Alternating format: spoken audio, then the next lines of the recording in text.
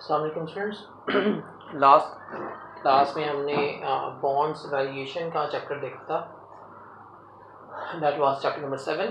और new chapter हम start करते हैं, उसी से रिलेटेड है। चैप्टर नंबर 7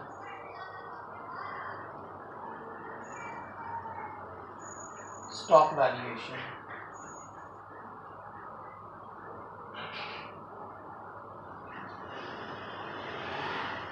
जैसे हमने बॉन्ड्स की वैल्यू निकाली थी, उसी तरह से अब इस चैप्टर में हम स्टॉक की वैल्यू फाइंड करेंगे। और यहाँ पर स्टॉक मीन्स शेयर्स। हम शेयर्स की वैल्यू यहाँ फाइंड करेंगे। आज हम इसका थोड़ा सा थ्योरेटिकल पार्ट देखते हैं। शेयर्स को ब्रॉडली अगर हम डिवाइड करें तो इसकी दो कैटेगरीज बनती हैं। वन इज कॉमन शेयर्स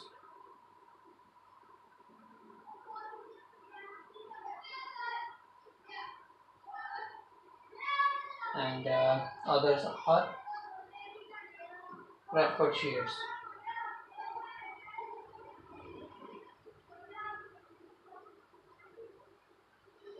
ये दो तरह के शेयर्स होते हैं नॉर्मली। शेयर्स की जो आप कंपनीज की बैलेंस शीट देखें अगर, तो आपको कंपनी की बैलेंस शीट में लायबिलिटी साइड पे ये दोनों तरह के शेयर्स नज़र आते हैं। कॉमन शेयर्स ये कंपनी के ट्रू ऑनर्स होते हैं। शेयर्स का जो कॉन्सेप्ट आप सब ने पढ़ा हुआ है वो एक्चुअली में कॉमन शेयर्स का कॉन्सेप्ट है। कॉमन शेयर्स जिन शेयर होल्डर्स के पास होते हैं, जिन लोगों के पास बेशक वो कॉमन शेयर्स हैं, बेशक प्रेफर्ड शेयर्स हैं, आपके पास अगर इनमें से कोई भी शेयर्स हैं तो आप उसके शेयर होल्डर्स ही कहलाओगे। लेकिन अगर आपके पास कॉमन शेयर्स हैं तो आप कॉमन शेयर होल्डर्स कहलाओगे। अगर आपके पास प्रेफर्ड शेयर्स हैं तो आप प्रेफर्ड शेयर होल्डर्स कहलाओगे। लेकिन होगे अब शेयर होल्डर्स ही। जिनके पास कॉमन शेयर्स होते हैं वो लोग कंपनी के ट्रू ऑनर्स होते हैं। जिनके पास प्रेफर्ड शेयर्स होते हैं they are not true owners. ये कंपनी के ऑनर्स तो होते हैं but they are not true owners. Common shares क्यों इन्हें ट्रू ऑनर्स कहा जाता है, इन्हें ट्रू ऑनर्स क्यों नहीं समझा जाता? Because they have voting right. इनके पास वोटिंग राइट होता है। अगर आप कॉमन शेयर्स किसी कंपनी के परचेज करते हैं तो आपके पास डिसीजन करने के लिए, कंपनी की जो मीटिंग्स होती हैं उसमें आप डिसीजन करने के लिए आप उसमें वोट कर सकते हैं। कंपनी का जो सिस्टम होता है वो डेमोक्रेसी होता है। जैसे पार्लियामेंट में जब कोई डिसीजन करना होता है तो हर शख्स वहाँ अपना एक वोट कास्ट करता है। इसी तरह से कंपनी में जब कोई डिसीजन करना होता है तो सब लोग ही वहाँ पर वोट कास्ट करते हैं। और वोट सिर्फ वो कास्ट कर सकते हैं जिनके पास कॉमन शेयर्स हैं। जिनके पास प्रेफर्ड शेयर्स हैं they do not have voting right. इनके पास वोट करने का राइट नहीं होता। दे participate in profit and loss. इनका कंपनी को अगर प्रॉफिट है तो कंपनी इनको भी प्रॉफिट ट्रांसफ़र करेगी। कंपनी को अगर लॉस है तो कंपनी इनको भी लॉस ट्रांसफ़र करेगी। तो ये कंपनी के प्रॉफिट में भी पार्टिसिपेशन करते हैं और कंपनी के लॉस में भी पार्टिसिपेशन करते हैं। बट ये जो लोग हैं they only participate in profit. ये सिर्फ और सिर्फ कंपनी के प्रॉफिट में ही पार्टिसिपेट करते हैं। इन केस ऑफ लॉस इनको लॉस ट्रांसफ़र नहीं किया जाता, इनको प्रॉफिट ही सिर्फ ट्रांसफ़र किया जाता है।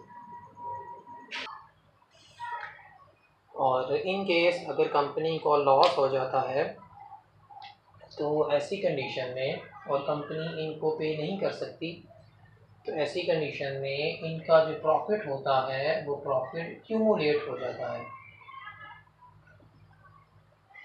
क्यूमुलेट का मतलब क्या है कि कंपनी इस साल का प्रॉफिट इनको अगर नहीं पे कर सकती तो लॉस होने की वजह से, तो कंपनी जब अगले साल का प्रॉफिट इनको प्रॉफिट पे करेगी तो उसके साथ ही इस साल का भी पे कर देगी। मीन्स अगर कंपनी एक साल इनको प्रॉफिट नहीं देती तो अगले साल कंपनी को 2 साल का प्रॉफिट पे करती है, जबकि जो कॉमन शेयर होल्डर्स हैं इनका जो प्रॉफिट है वो नॉट क्यूमुलेट, ये क्यूमुलेट नहीं होता। इसी तरह से जब कंपनी साल के एंड पे डिविडेंड पेमेंट करती है, डिविडेंड क्या होता है, इनको प्रॉफिट में जो हिस्सा पे किया जाता है, इनको जो प्रॉफिट में हिस्सा पे किया जाता है दैट इज़ कॉल्ड डिविडेंड। तो जब डिविडेंड पे किया जाता है तो दे आर प्रेफर्ड, इनको पहले पे किया जाता है। इनको पे करने के बाद जो बाकी पैसे बचेंगे उनमें से इनको डिविडेंड पे किया जाता है, पेड रिलेटेड। तो जब डिविडेंड साल के एंड पे किया जाता है या कभी भी पे किया जाता है तो इनको प्रेफर्ड किया जाता है, इनको प्रेफरेंस दी जाती है, यानी इनको पे किया जाएगा उसके बाद इनको पे किया जाएगा। और इसी तरह से जब कंपनी ख़त्म हो जाती है, कंपनी ख़त्म होने के बाद उसके जो एसेट्स हैं वो बेच दिए जाते हैं। एसेट्स बेचकर फिर जिन लोगों के शेयर्स थे, जिन लोगों ने शेयर्स ख़रीदे थे उनको पैसे वापस किए जाते हैं। तो उस कंडीशन में भी इनको प्रेफर्ड किया जाता है, इनको प्रेफरेंस दी जाती है, जबकि दे आर रेजिजुअल।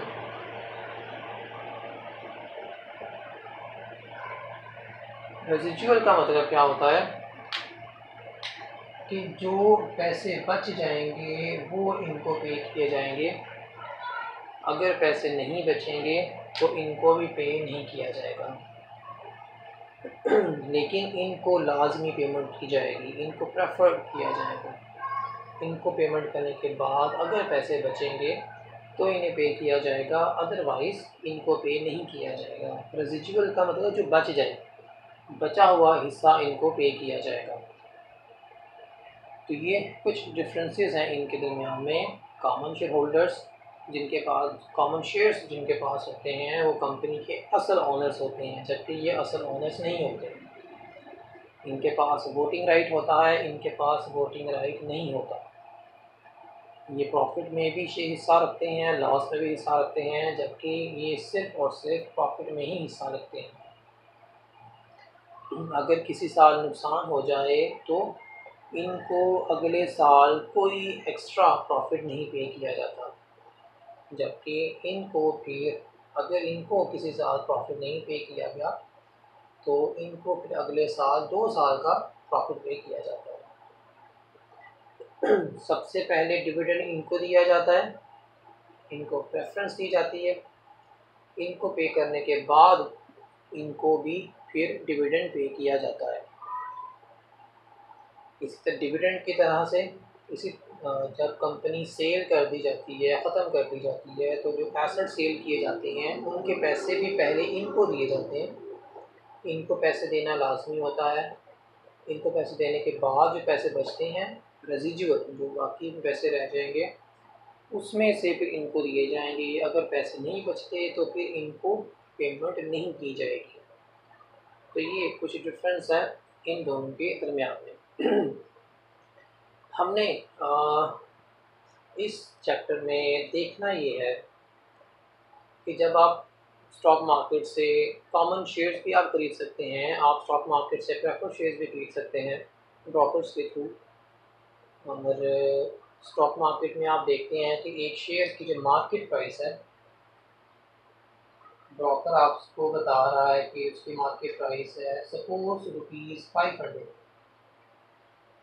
और आप उसको खरीदना चाह रहे हैं, लेकिन खरीदने से पहले आप अपनी सेटिस्फेक्शन के लिए क्या करेंगे, आप इसकी वैल्यू फाइंड करेंगे। वही वैल्यू, इंट्रिंसिक वैल्यू जो हमने बॉन्ड्स के बारे में फाइंड की थी कि क्या वाकई इनकी मार्केट प्राइस 500 ही होनी चाहिए।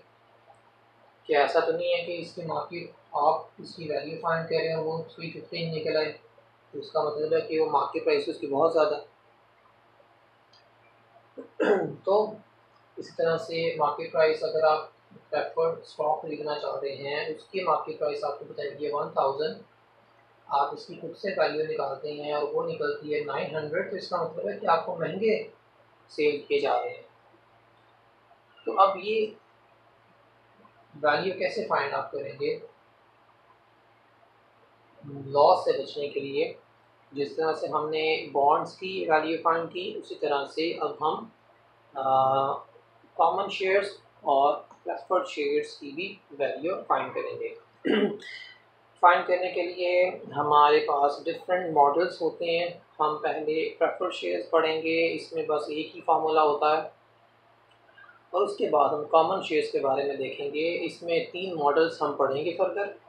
तो स्टार्ट हम करते हैं प्रेफर्ड शेयर्स से। तो हम वैल्यूएशन करते हैं प्रेफर्ड शेयर्स।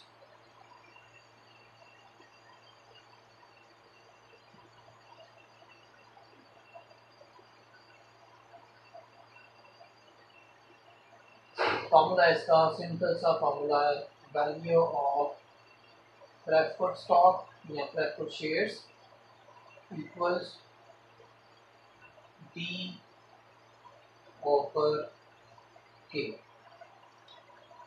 डी का मतलब है डिविडेंड और के का मतलब है बिल्कुल उसी तरह से जो आपने पहले पढ़ा था, rate of return. This is D and this is के। सपोज हमें डिविडेंड पे किया जाएगा, ये जो डिविडेंड होता है दिस इज D1। D1 का मतलब है नेक्स्ट ईयर डिविडेंड। वो डिविडेंड जो आपको इस साल के एंड पे किया जाएगा। वो डिविडेंड सपोज अब हमें एग्जैक्ट तो नहीं पता होता, सपोज कंपनी का पिछला रिकॉर्ड है, उसके मुताबिक हम अपनी कैलकुलेशन करते हैं। ये कैलकुलेशन आपको नहीं करना पड़ेगी, गिवन होगा सारा कुछ। हम देखते हैं कि कंपनी इस साल के एंड पे 20 का डिविडेंड पे करेगी अपने प्रेफर्ड शेयर्स पर। के की वैल्यू हम अज्यूम करते हैं कि दिस इज 10%। जब हम इसको सॉल्व करेंगे द आंसर विल बी 200। आपने इसकी वैल्यू निकाली है 200। मार्केट से आपने पता किया कि ये शेयर कितने का मिल रहा है, तो आपको पता चला कि इसकी मार्केट प्राइस भी 200 ही है। तो इसका मतलब है कि ये शेयर बिल्कुल सही प्राइस पर सेल किया जा रहा है, महंगा भी नहीं दिया जा रहा और आपको सस्ता भी नहीं दिया जा रहा। तो आप क्या करेंगे, इन शेयर्स को मार्केट से खरीद लेंगे। ऐसा भी हो सकता है कि आपने तो इनकी वैल्यू 200 निकाली है, लेकिन मार्केट प्राइस इसकी है 220। तो इसका मतलब है वो शेयर जो असल में 200 के हैं, आपको कितने के दिए जा रहे हैं, आपको 220 के दिए जा रहे हैं, महंगे दिए जा रहे हैं। तो इसका मतलब क्या है कि आपने निगोशिएशन करनी है अपने ब्रोकर से, उसको 220 से 200 की तरफ लेकर आना है, अदरवाइज आप फिर इसको नहीं खरीदेंगे। ऐसा भी हो सकता है, और आमतौर पे ऐसे ही होता है। हमें फिर अपने ब्रोकर से नेगोशिएशन करना पड़ती है, वो फिर इस प्राइस को कम करता करता 200 के करीब तक लेकर जाता है। एग्जैक्टली 200 तो नहीं होता, लेकिन करीब करीब उसके ले जाता है, लाइक 205, 206, 203, 202। और इसी तरह से ऐसा भी हो सकता है कि आपने जो वैल्यू 200 निकाली है, मार्केट प्राइस उसकी 190 में आपको दिया जा रहा है, तो इसका मतलब है कि जो चीज़ असल में 200 की है वो मार्केट से 190 की मिल रही है। तो इसका मतलब है कि आपको ये शेयर लाजमी तौर पर खरीद लेने चाहिए। तो ये प्रेफर्ड शेयर्स की वैल्यूएशन हम सिर्फ इतनी ही इसमें है, D1 को डिवाइड करेंगे K के साथ, और D1 दिया जाएगा कितना डिविडेंड अगले साल कंपनी आपको पे करने जा रही है। और इसमें फिक्स होता है रेट आपको पहले बता दिया जाता है कि कितना आपको डिविडेंड पे किया जाएगा। अप्रॉक्सीमेट रेट एग्जैक्टली तो नहीं होता कि इतना ही होगा, बट वो आपको एक अप्रॉक्सीमेट रेट बता दिया जाता है कि आपको डिविडेंड 10% दिया जाएगा, 12% दिया जाएगा। तो हम इसको डिवाइड करके वैल्यू निकाल सकते हैं। तो सिर्फ ये इतना ही है प्रेफर्ड शेयर्स के बारे में। कॉमन शेयर्स की डिस्कशन थोड़ी सी ज़्यादा है, हम उसकी आज थ्योरेटिकल सिर्फ देखते हैं, मॉडल्स देखते हैं उसके कौन कौन से हैं, ताकि नेक्स्ट क्लास में हम उसके न्यूमेरिकल्स के बारे में देख सकें। कॉमन शेयर्स, कॉमन स्टॉक की वैल्यूएशन हम कैसे करेंगे? इसमें 3 मॉडल्स आते हैं। One is zero growth model, second is constant growth model, and third is variable growth model. ये 3 तरह के मॉडल्स होते हैं जब हमने कॉमन स्टॉक की वैल्यूएशन करनी है। और वैल्यूएशन करने के लिए, वैल्यूज न्यूमेरिकल सॉल्व करने के लिए हमें पहले ये देखना पड़ेगा कि वो किस मॉडल का शेयर है। ज़ीरो ग्रोथ का मतलब है कि year 1, year 2, year 3, year 4 and so on, हर साल का जो डिविडेंड होगा वो क्या है, वो बिल्कुल सेम। D1, D2, D3 हर साल का जो डिविडेंड है वो सेम है, उसमें कोई ग्रोथ नहीं आ रही, ना तो वो कम हो रहा है ना तो वो ज़्यादा होता है। हर साल का जो डिविडेंड है वो क्या होता है, वो सेम ही होता है। तो this is the case of zero growth model. Constant growth का मतलब ये है कि year 1, year 2, year 3, year 4, D1 जो आपको दिया जाएगा पहले साल का डिविडेंड, उसमें एक ख़ास रेट ऐड कर दिया जाएगा, दैट इज़ 5%, और आपको अगले साल का डिविडेंड दिया जाएगा, उससे अगले साल भी 5% ऐड कर दिया जाएगा। वो हर साल एक फ़िक्स रेट के साथ आपका जो डिविडेंड है वो इंक्रीज़ करता जाएगा। तो ये कहलाता है कांस्टेंट ग्रोथ मॉडल, जिसमें आपका जो डिविडेंड है वो एक फिक्स्ड रेट के साथ हर साल इंक्रीज़ होता जाता है। वो रेट 5% हो सकता है, 10% हो सकता है, 2% हो सकता है, 3% हो सकता है, बट एक रेट फिक्स होगा जिस रेट के अकॉर्डिंग आपका हर साल का डिविडेंड इंक्रीज़ करता जाएगा।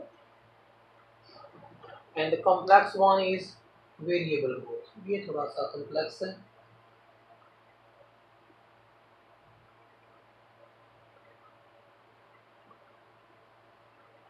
सपोज पहले साल आपको डिविडेंड 5% इंक्रीज़ करके दिया गया, सेकेंड ईयर भी 5% इंक्रीज़ करके दिया गया, थर्ड ईयर आपको 10% डिविडेंड इंक्रीज़ करके दिया गया, फोर्थ ईयर आपको दोबारा से 5% इंक्रीज करके दिया गया। फिफ्थ ईयर में आपको 15% इंटरेस्ट ग्रोथ के साथ डिविडेंड पे किया गया।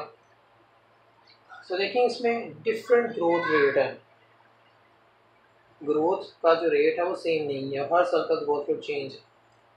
तो जब आपको डिविडेंड जो पे किया जाए उसमें ग्रोथ रेट डिफरेंट हो, एक से ज़्यादा ग्रोथ रेट्स हों, तो ऐसा मॉडल क्या कहलाता है, इसे वेरिएबल ग्रोथ मॉडल कहते हैं।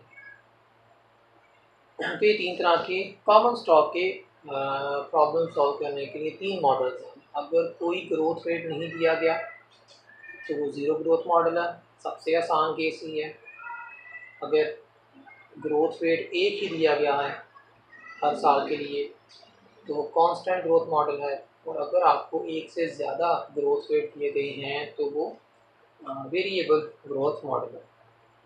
तो ये तीन तरह के मॉडल्स हैं जो हम कंसीडर करेंगे प्रॉब्लम सॉल्व करने के लिए। चलें, न्यूमेरिकल्स हम फिर नेक्स्ट क्लास में देखेंगे। आप इनको देखिए अच्छी तरह से थ्योरेटिकली, और फिर नेक्स्ट क्लास में हम प्रॉब्लम सॉल्व करेंगे। Thank you.